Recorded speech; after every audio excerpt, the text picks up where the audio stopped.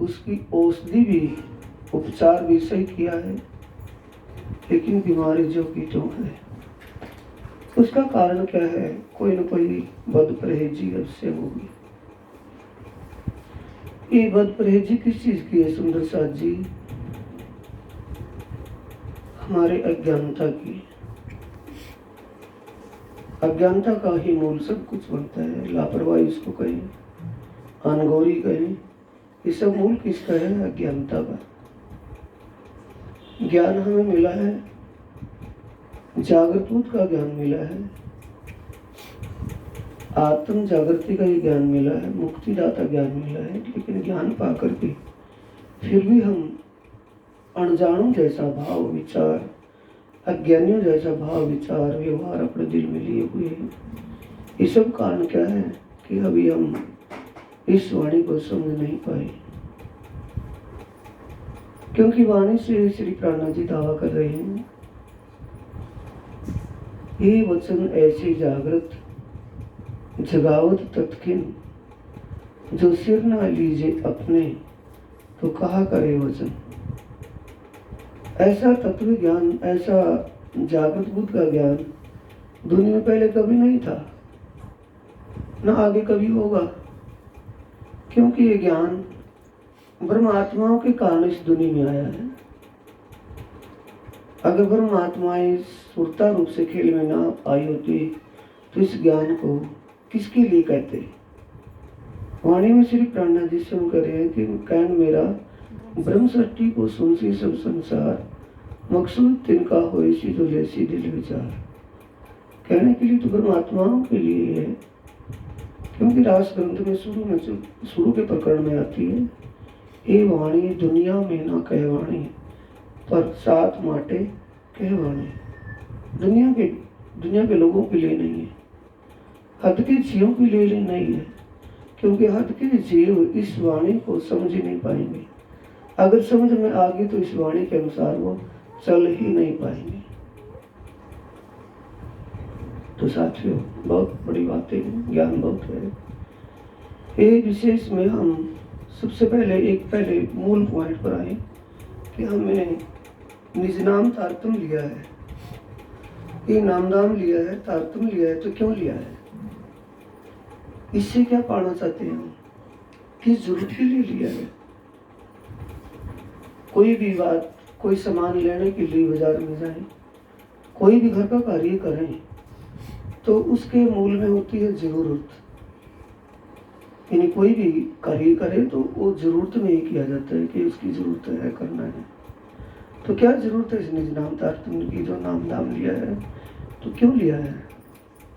क्योंकि पीछे आता है, अगर हम संसार के भौतिक सुखों के लिए लिया है, संसार में जो हमारा जीवन व्यापन हो रहा है, जीवन निर्वाह हो रहा है, उसमें ऐश्वर्य पाने के लिए अगर लिया है तो हमें वो ऐश्वर्य ही मिल पाएगा। जितना मिलेगा अपने कर्म के प्रतिफल अनुसार जो भी मिलेगा वो मिलेगा। लेकिन वो मिलने के बाद भी संतुष्टि नहीं हो पा रही। एक सुख प्राप्त हो गया तो कोई दूसरा दुख और लग गया। संसार में गुरु नानक देव जी ने गुरु ग्रंथ साहिब में कहा है, नानक दुखिया सब संसार। संसार में हर कोई दुखी है प्राणी, कोई किसी भी प्रकार से है। अच्छा पूछना है, जो संसार का एक विशेष सुख है, इस सुख के पीछे ही दुख है।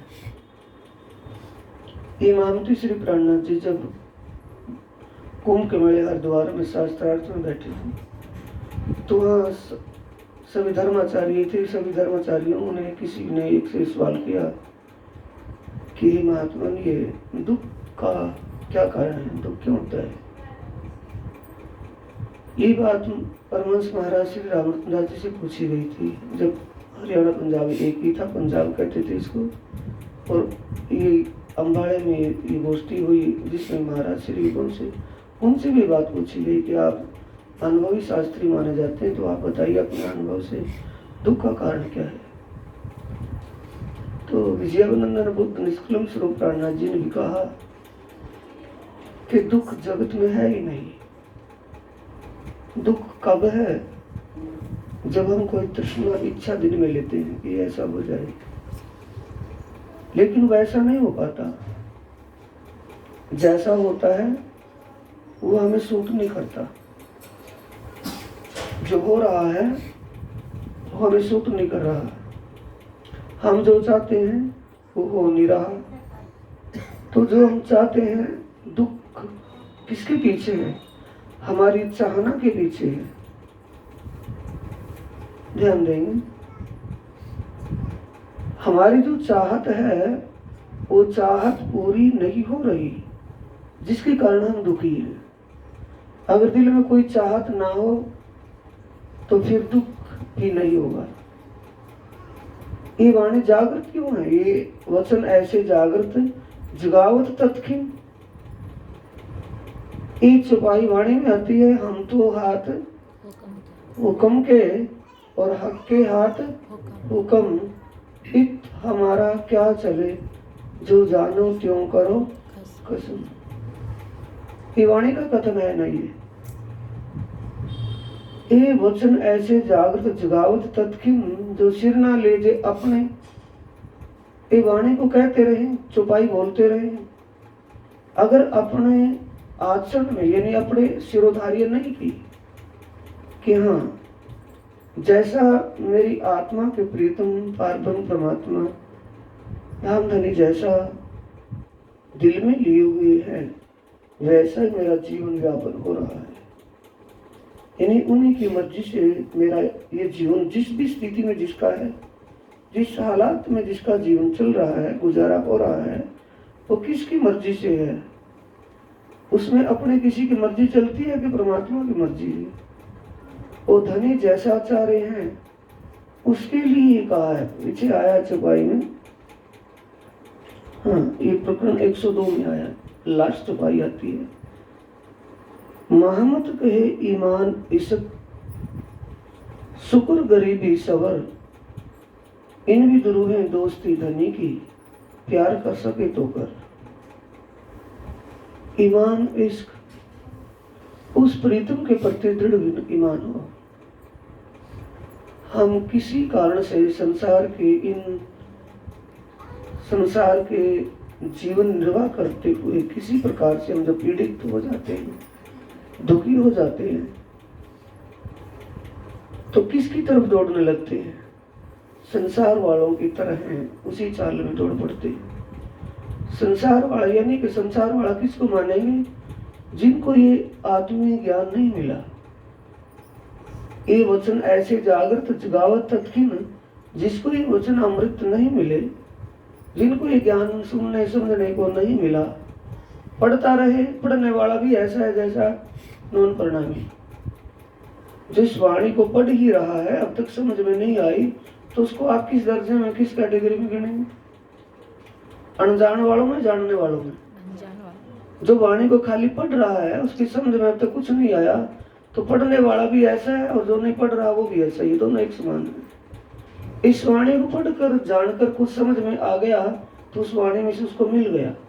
सागर में से गोता लगाया तो उसमें से कोई मोती उसको मिल गया। हम तो हाथ हुक्म के हक के हाथ हुक्म। इस बात पर दृढ़ विश्वास, ईमान और हमारा समर्पण भाव हो कि हाँ, हे धनी, जैसा आप हमारा जीवन गुजारा कर रहे हो, हम उसी में ही खुश हैं। जैसा आप कर रहे हो हमें सूत है। हमारी कोई भी तृष्णा नहीं है, सिर्फ एक ही तृष्णा है। क्या कहती है इंद्रावती जी? वो इंद्रावती अपने लिए कह रही है कि जो चरणों में तो है सही, पिछले कारण ए वाणी कही, साथ पिछला आवेगा क्यों कर। एक प्रकाश वचन हृदय में लेकर। ना चाहूं बढ़ाई बुजुर्गी, ना चाहूं किताब खुदाए, इश्क दीजिए मुझे वो अपना, मेरी यही समुद्र है। ये मेरे धनी, आपने मुझे अपने समान करके बैठा दिया। मुझे इसकी आवश्यकता नहीं थी, मुझे इसकी जरूरत नहीं है। मेरे दिल में आपके प्रति तड़प बनी रहे, मेरा एक अनन्य भाव आपके चरणों में बना रहे, मेरा ईमान भाव विचार विचलित ना हो। एक अब हुआ समझोने के बाद के बेसमझी में, बेसमझी में हुआ कि समझने में? बेसमझी में क्या कह रहे थे वही, जब अरब से आए और धामधनी सतगुरु महाराज देवचंद्र जी ने उनका प्रणाम स्वीकार नहीं किया, तो वही जुबान क्या कह रही थी कि गुरु जी बुलाओगे तो आ जाऊंगा, वरना नहीं आऊंगा, मैं आपको दुख देने के लिए नहीं आऊंगा। जब आप मेरे से इतने दुखी तो मैं नहीं आऊंगा। फिर कि आप उससे पहले क्या था, आपको परमधाम देखता है, परमधाम और अक्षरातीत धाम धनी पार ब्रह्म परमात्मा का दर्शन होता है, मुझे नहीं होता। उसके लिए वो कितने कसौटी में कसे रहे, अपने कितनी कसौटी कसने लगे। 2 पैसे भोजन पर आ गए, शरीर बिल्कुल कमजोर हो गया, दुर्बल हो गया। तो सतगुरु देवचंद्र जी बुलाते हैं कि आपके दिल में क्या बात है, कि यही बात है कि आपको दर्शन होता है, मुझे नहीं होता। कि ठीक है, आप ये बताइए मेरे से आपका क्या संबंध है? चौपाई आती है तो क्या जाने आत्म, उसी संवाद में कि तू मेरी आत्मा से क्या संबंध मानता है, यानी मेरे से आपका क्या रिश्ता, क्या संबंध है, गुरु शिष्य का है या कोई और संबंध है? फिर बालबाई पास में खड़ी थी, दूसरी चौपाई से बालबाई कहती है, तय जानिया था धाम धनी ते मुख से न लिख दे वचन। अगर तू इनको धाम धनी के स्वरूप में पहचान लेता तो तेरी जुबान ये नहीं कहती कि मुझे धाम धनी का दर्शन नहीं हुआ। तूने पहचान के इनको धाम धनी कहा है या दूसरे को देखा देखी धाम धनी कह रहा है? फिर सतगुरु देवचंद्र जी कहते हैं, तय जानिया था धाम धनी ते पदगना देता रात ने दिन। अगर तू मुझे धाम धनी के स्वरूप में पहचान लेता तो तेरे ये विचार ही नहीं होते, तेरी सुरता मेरे चरणों से कभी हटती नहीं, यानी तेरा विश्वास टूटता ही नहीं। सुरता चरणों से हटना परिक्रमा देने का मतलब तेरा विश्वास इतना अटल होता कि तेरे दिल से बात ही नहीं निकलने वाली थी। तेरा ये अवगुण नहीं है तो क्या, तब उसको अवगुण भाषे अनेक। किसको भाषने लगे? महाराज को या देवचंद्र जी को? महाराज को अपने अंदर अपनी भूल, अपनी कमी अपने आप एहसास होने लगी कि हाँ वाकई मेरी दशा यही है, मैं जुबान से तो धाम का धनी कह रहा हूँ, दिल से इनको मान नहीं रहा, क्योंकि वो अंतर्यामी दिल को झांक कर देख रहे थे कि इस दिल में है क्या।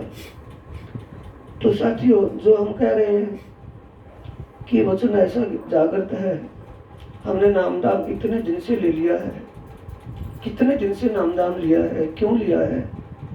देखा देखी में लिया है या किसी के कहने सुनने से ले लिया है, किसी रिश्तेदार के किसी भी प्यार प्रेम किसी स्नेह भाव से उनके साथ कहने से ले लिया हो, तो जरूरत हमें क्या थी? अगर आत्म कल्याण की जरूरत है, यानी आत्म को जागृत करना है, जीव को अखंड मुक्ति देनी है, शाश्वत सुख देना है,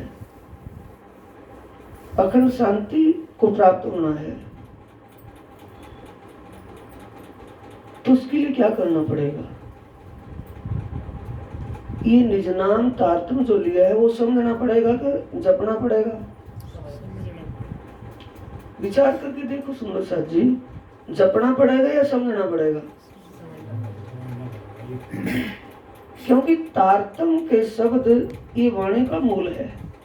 इतना बड़ा जो ग्रंथ सामने देख रहे हैं, इतने इसमें चौपाइयां, इसमें इतना कुछ मामला है, तो किसका है? वो 6 चौपाइयों का ही तो ये विस्तार है। 6 चौपाई जो हमने निजनाम तारतम के लिए, अगर वो सबसे पहले क्या करना है, निजनाम हमारा पूरा परिपक्व याद होना चाहिए। 6 चौपाई 6 चौपाई याद हो जाएंगे तो उन चौपाइयों का हमें भाव समझना है। निजनाम श्री कृष्ण जी अनादि अक्षरातीत जो हम कह रहे हैं, मूल बात है वही है। एक ऐसा कैच किस बात की है? अपने विद्युता की है, यानी कि उसको समझना है। निजनाम श्री कृष्ण जी अनादि अक्षरातीत, अनादि अक्षरातीत पार ब्रह्म परमात्मा जो अब से पहली लीला में, अब की लीला कलयुग की है, अब से पहले लीला द्वापर युग की थी। अब से पहले जो द्वापर में ब्रज की लीला में श्री कृष्ण के स्वरूप में प्रकट हुए थे। कौन? अनादि अक्षरातीत पार ब्रह्म परमात्मा की जो शक्ति या पार ब्रह्म परमात्मा अब से पहले द्वापर युग में श्री कृष्ण के स्वरूप में प्रकट हुए थे, सो तो अब जाहिर भय, अब वो अनादि अक्षरातीत पर ब्रह्म परमात्मा फिर जाहिर हो चुके हैं। सब विद वतन सहित अपने धाम की लीलाओं के सहित अब फिर जाहिर हो चुके हैं।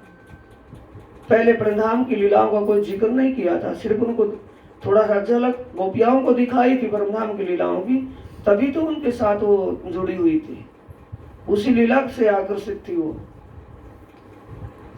यानी पहले हमें क्या समझना है? निज नाम तारतम, कौन आया है, कौन प्रकट हुआ है? अनादि अक्षरातीत पार ब्रह्म परमात्मा। उसको वाणी में श्री जी साहिब जो कहा है तो उसी को तो कहा है, पावर को कहा है, शरीर को। शरीर तो उसका मेहराज ठाकुर है और शरीर उसका श्री कृष्ण जी है। तो श्री कृष्ण के स्वरूप को किसी ने नहीं जाना, तब ही तो वाणी में कहा ऐते दिन लीला ढपी हती अवतारों दरमियान, सो आप ही आए के अपने प्रकट कई पहचान। अवतारों के दरमियान श्री कृष्ण की लीला को कोई समझ ही नहीं पाया, श्री कृष्ण की तिरवत लीला को कोई जान नहीं पाया।